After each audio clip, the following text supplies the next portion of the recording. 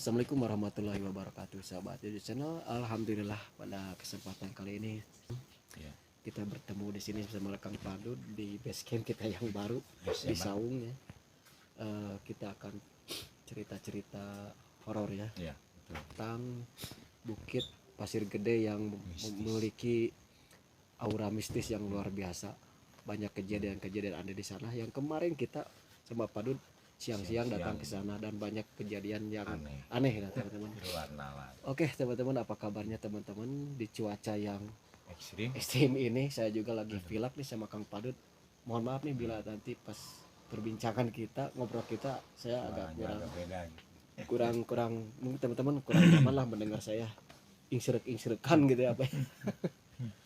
Dan Dud, Ya. sahabat YouTube channel ini ada di beberapa negara gitu Betul. ya. Salah satunya di Malaysia dan Singapura. Terima kasih buat sahabat YouTube channel yang sudah selalu stay tune di channelnya YouTube channel ini. Ya. Mudah-mudahan teman-teman sehat terus ya di sana. Amin. Dan Jaga. oke Dud, kita langsung saja ke cerita pengalaman kita Ya. di Pasir Gede itu. Ya. Oke, simak cerita Kang Padud di Ngobrol Horor YouTube channel. Siap. Oke teman-teman, kita langsung saja ke cerita Kang Padud nih. Punya pengalaman apa Kang Padud di Bukit Pajaratan itu Kang Padud? Ada kan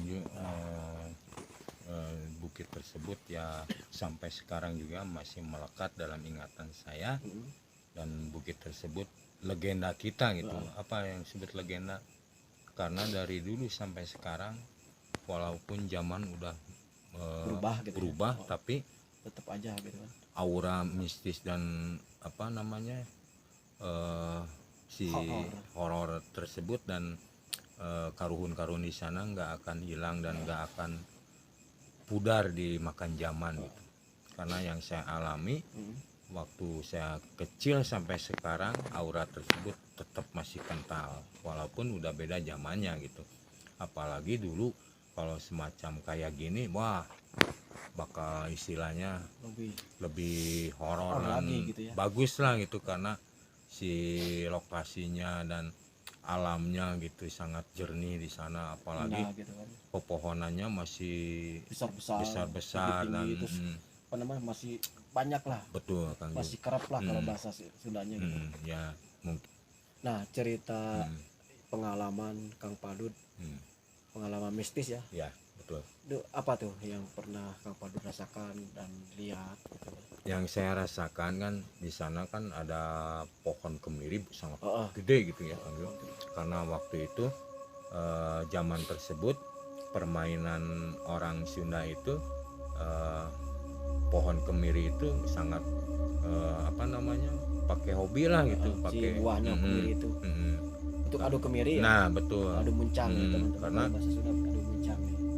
biji tersebut kalau dapat di sana itu bisa istilahnya dipakai kojo lah kata orang Sunda mah, istilahnya ya bisa dikatakan nomor satu lah, nomor satu gitu. Karena bisa mengalahkan biji yang mana juga kalah gitu. Dari ngambil kemiri itu dari si pohon yang ada di bukit itu. Bukit tersebut. Nah mistisnya gini Kang Yu. Pas itu ada angin gede kan, kalau udah tua mah si pohon kemirinya pada jatuh kan gitu. Saya sama ayah saya berdua waktu itu kan kebetulan ayah saya kalau libur nggak kerja cari kemiri tersebut gitu. Saya mah ke area selatan, ayah saya ke area barat gitu. Tapi di sana banyak pohon kemiri itu.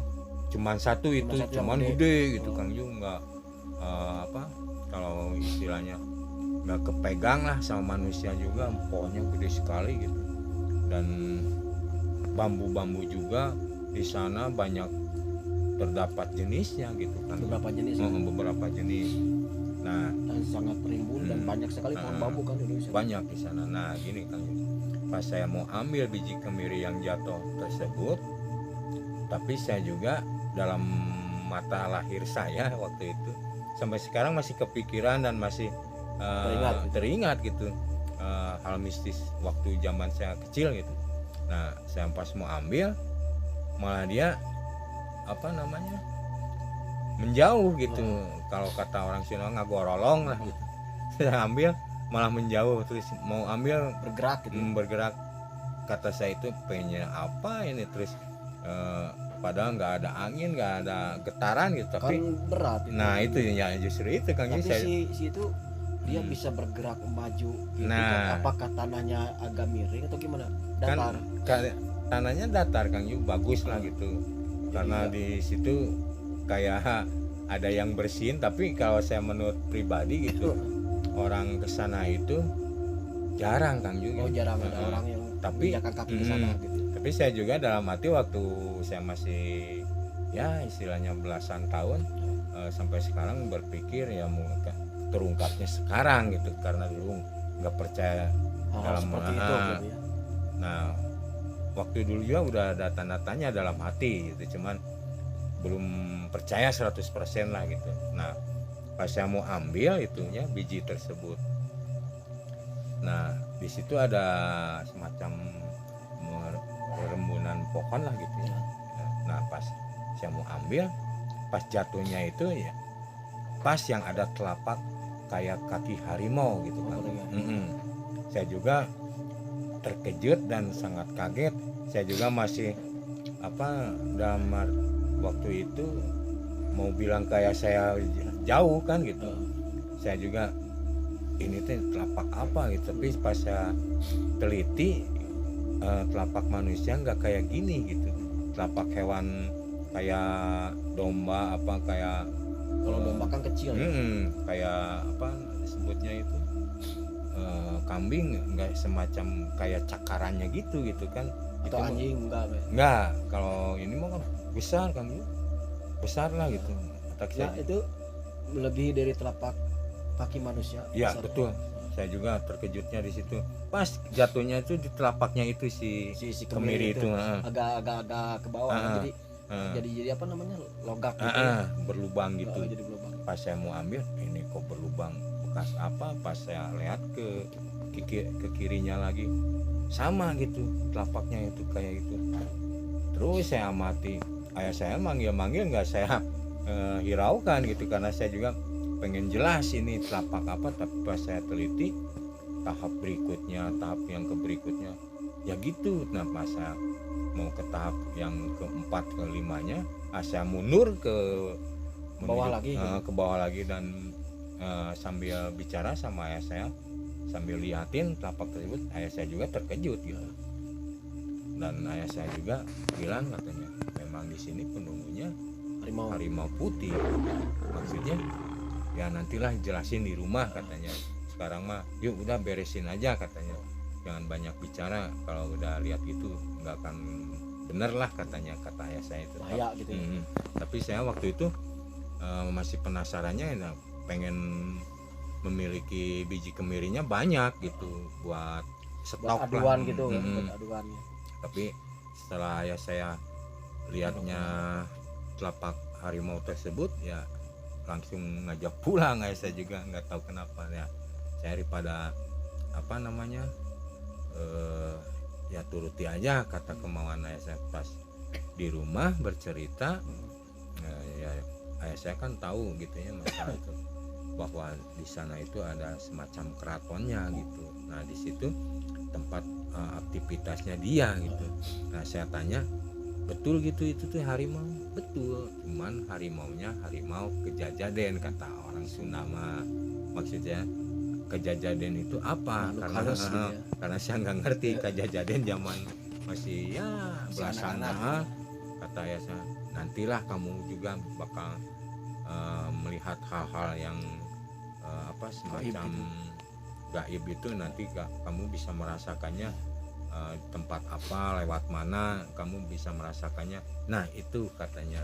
Nah pas saya main lagi ke sana, musimnya udah ganti ya, waktu itu musim layangan gitu ya.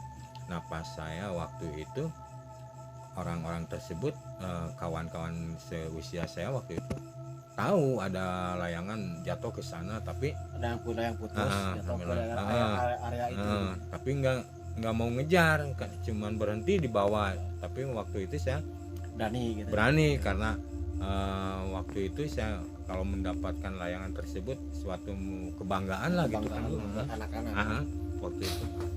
Nah pas itu rasa takut waktu ngambil kemiri itu saya hiraukan dan saya udah nyampe di tempat tersebut.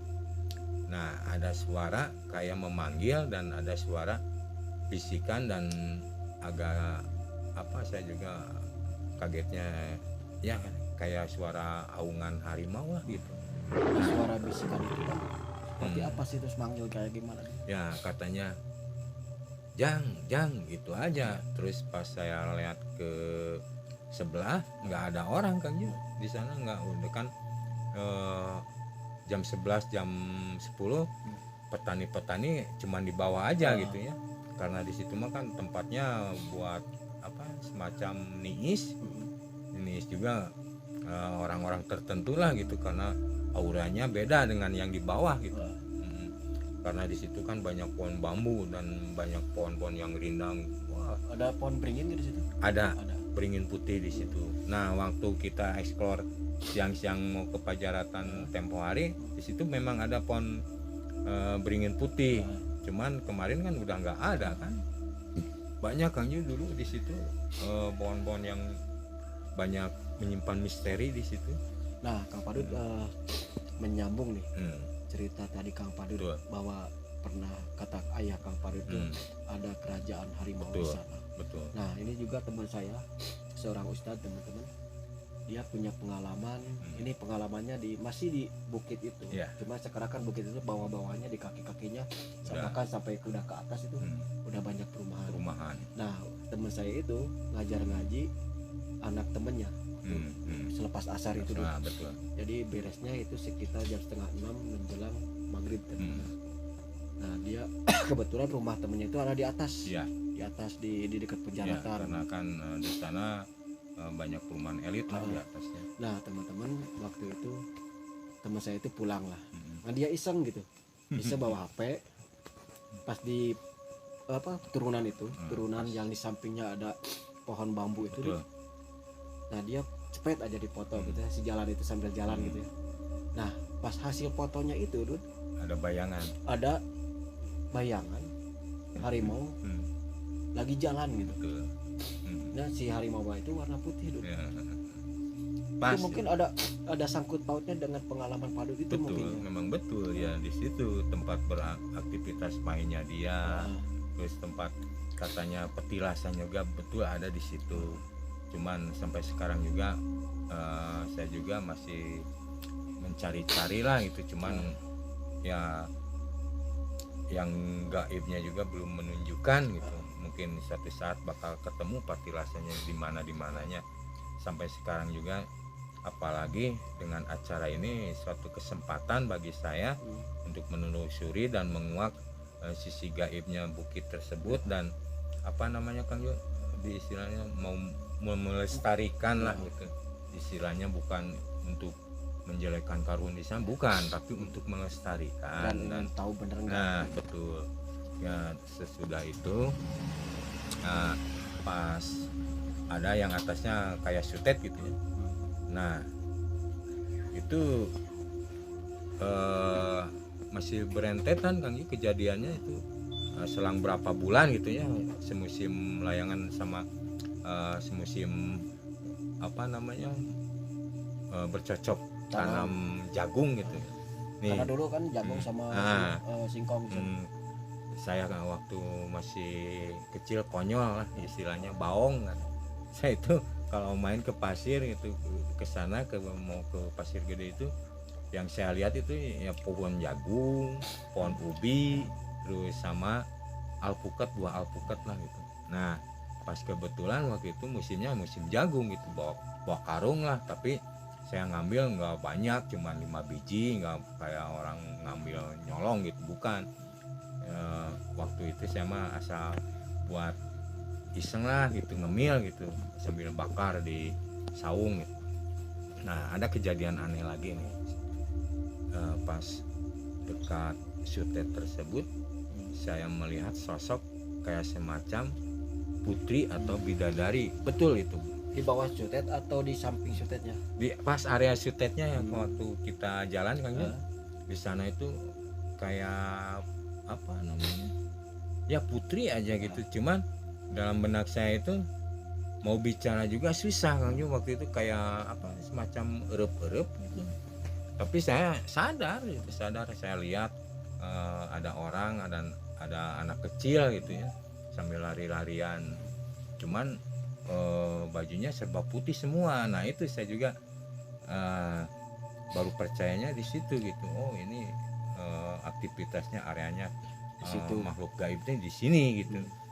Apa dikatakannya, para rajanya juga, para ininya juga di situ semua gitu. Nah pas ada setengah jam Kang Yu, pas bawa jagung itu saya melihat ke atas terus, karena dalam benak saya yang saya lihat tadi itu istilahnya cuman sepintas, nggak lama lah gitu. Kalau lama mah ya saya juga nggak tahu ada apalah gitu. Cuman saya juga aneh gitu, ramai gitu di area tersebut gitu, Maksudnya ramenya ramai manusia atau makhluk seperti itu? makhluk tersebut gitu. Padahal itu siang kan? Siang Dan yang menampakkan itu hanya perempuan itu. perempuan kayak bersayap lah, betul apalah yang dikatakan dongeng-dongeng itu. Kata Yang orang saya tua gitu. yang saya lihat mata saya waktu itu betul gitu, adanya makhluk tersebut memang ada gitu. Cuman menampakannya di hari-hari tertentu atau di Jam-jam tertentu. jam-jam tertentu, betul di situ. Nah waktu itu zaman itu kan pohon masih banyak ya Kang, masih gede-gede, Masih masih lebat-lebat. masih rindang. Saya sambil duduk sambil apa dikatakan Sunda nama nyarane lah, sambil membayangkan apa yang saya lihat tadi itu sama yang saya rasakan kayak mimpi, dan tapi saya rasakan nyata, saya nggak mimpi. Cuman mau berucap nggak bisa, kayak Mulut terkunci gitu kan. terkunci kan. Aneh itu waktu saya dulu itu. Nah sesudah itu dalam pikiran saya lagi tarik, ada suara gitu ke telinga saya. Apa katanya, suruh pulang. Balik gitu ya. Balik siang gitu. Udah pulang, jangan lama-lama di tempat sini. Saya juga ada yang bilang tapi nggak ada orang. Bentar lagi, tapi pas waktu itu nyaut lagi Kang, kamu berdegong, kamu mau jadi orang, cepet pulang. Kalau lama-lama di sini nanti kamu akan tersesat atau apa. Waktu itu ya saya, kalau dikatakan sampai tersesat ya saya juga agak miris gitu ya. Nah, langsung bergegas saya pulang ke bawah lagi. Nah di bawah ada kejadian yang aneh lagi Kang Yu. Waktu itu benar saya sangat apa namanya, dibilang apes ya, dibilang diuji betul waktu itu. Pas saya mau pulang ada ular gede Kang Yu. Ularnya ular sanca lah, ular sanca. Pas sebesar apa? ada Pohon kelapa segede ada apa namanya, pohon pisang lah kalau nggak yang salah. gedenya. Cuman ujungnya nggak kelihatan, kepalanya nggak kelihatan. Cuman saya waktu itu kan panik gitu ya, sendirian ya, mau lompat rimbun pepohonan gitu. Warnanya apa? Warnanya hijau Kang, hijau. Berbatik lah kalau salah waktu itu, berbatik. Saking sayanya takut, apa sampai-sampai si ular itu saya lompatin, saya nggak lihat lagi ke belakang, lari dari atas sampai bawah itu kan. Sampai ada orang juga nanyain ada apa, saya nggak hiraukan, lari aja sampai pulang, sampai ke rumah juga. Mampret tuh, sambil ketakutan. Nah udah berapa bulan main lagi ke sana. Saya waktu itu nggak kapok-kapok kan, bener. Karena waktu itu walaupun ada rasa takut tapi selalu penasaran gitu. Tempat tersebut itu mungkin apa namanya ya, namanya petilasan lah gitulah katanya gitu.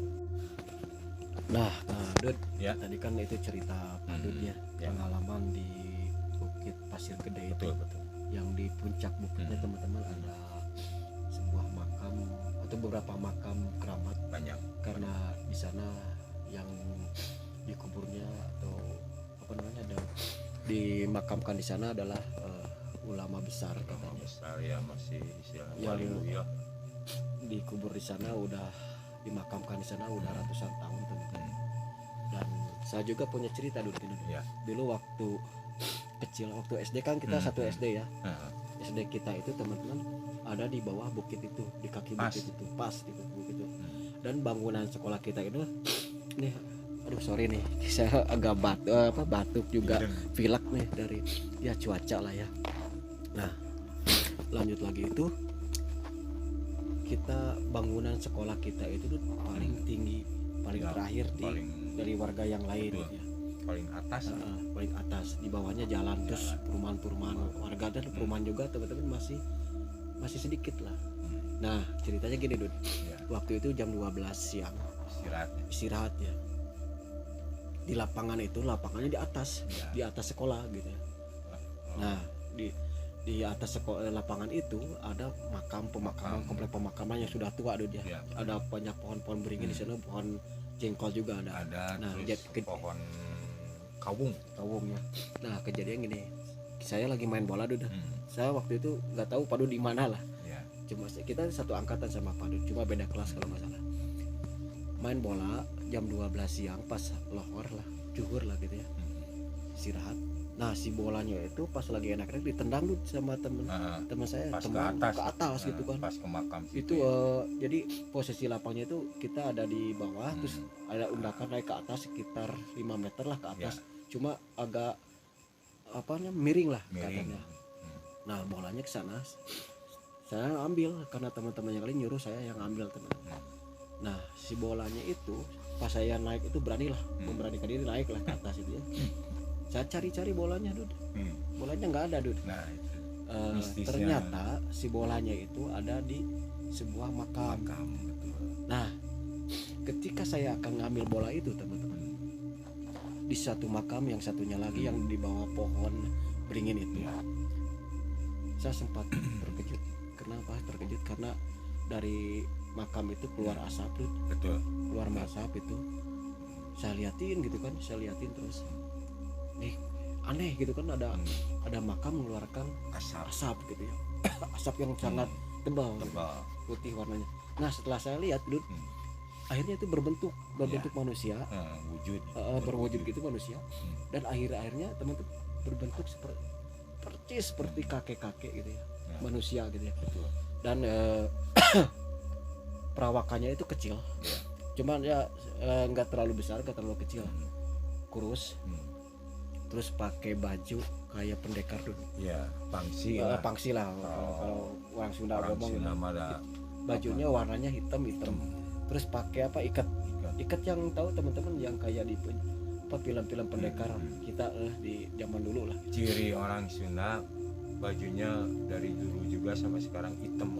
Ya kayak itulah, kayak kampret itu kayak seperti orang Baduy, pakai seperti itu. Pakai ikat juga, terus dia bawa itu dia molan.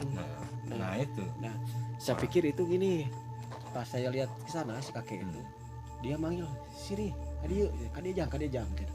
Saya kan terkejut tuh waktu itu. Duh, ini kenapa si Aki gitunya manggil saya?